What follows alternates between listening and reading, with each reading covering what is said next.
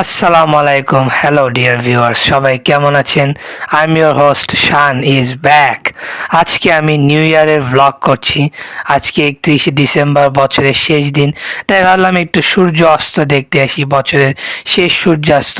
কিন্তু কই সূর্যাস্ত, পুরো তো কুয়াশায় সব ঢাকা, কিচ্ছুই দেখা যাচ্ছিল না। বেশ হতাশ হয়ে গেলাম সূর্যাস্ত না দেখতে পেয়ে।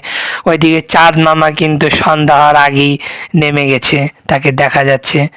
সো আর কি আর করার, দেখতে তো পারলাম না, এখন নিচে চলে যাই। নতুন বছরে মুরগি না খেলে মনে হয় নিউ ইয়ার হয়ই না। অনেকেই বারবিকিউ করে, কিন্তু আমার এই গ্রিল মুরগিটা বেশি পছন্দ। তাই আম্মুকে দিয়ে গ্রিল চিকেন সাথে লুচি বানিয়ে নিলাম। আমার আম্মু গ্রিল চিকেন খুবই ভালো রান্না করতে পারে, সেই টেস্ট ছিল, একদম ফাটাফাটি। একদম এটা খেয়ে নিউ ইয়ার একটা ফিলিং চলে আসলো। এই যে আমি খাচ্ছি, খুবই গরম, তো এরকম চিকেন দিয়ে খেয়ে 31st উদযাপন করে নিলাম।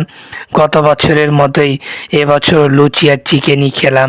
তবে না, শুধু লুচি আর চিকেনই খেয়ে নিই, এই বছর সাথে ছিল রূপচাঁদা মাছ। একদম মচমচা রূপচাঁদা মাছ ভেজে খেলাম। আমার রূপচাঁদা মাছ খুবই ভাল লাগে।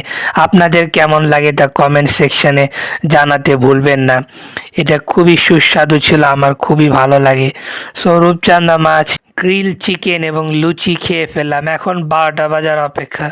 তো 12টা বাজার একটু আগেই ছাদে চলে গেলাম। যদিও আতশবাজি ফুটানোতে নিষেধাজ্ঞা ছিল, কিন্তু বাঙালি কি কোনো দিন নিয়ম পালন করেছে? আজকেও করবে না তাই জানতাম। সো আর কি আর করবো, রং বেরঙ্গি আতশবাজি দেখতে ছাদে চলে গেলাম। কিছুক্ষণ দেখলাম আতশবাজি, আপনারাও দেখুন।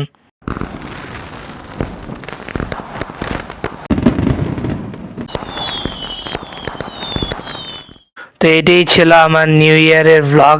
তো আমাদের প্রতিবেশীরা ফানুস উড়াচ্ছে, তো চলুন ফানুস দেখতে দেখতে আমরা উড়ে যাই।